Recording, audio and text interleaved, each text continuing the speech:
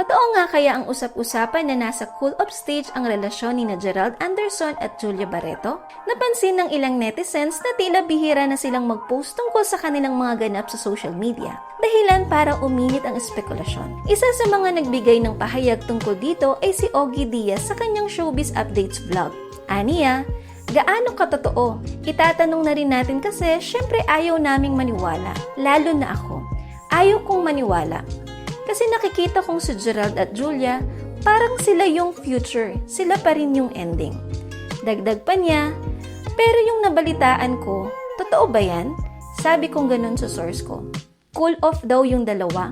Aminado si Ogie na nagdududa siya dahil magkasama pa rin daw sina Gerald at Julia sa trabaho. Lalo na sa noontime show na Itbulaga sa TV5. Sabi ko naman ay, paano yung sa Itbulaga na nasa studio si Julia at nasa remote si Gerald tapos sila pa rin?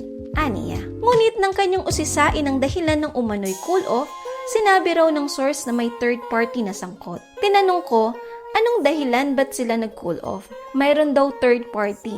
Totoo ba yun? May third party daw? Ayon kay Ogie. Sa kabila ng mga espekulasyon, sinabi pa rin ni Mama Ogs na ang nakarating sa akin, mahal na mahal ni Julia si Gerald despite the issue. Sa huli, nilinaw ni Ogie na wala pang kumpirmasyon. At dagdag pa niya, anyway, iiwan natin sa kanila yan.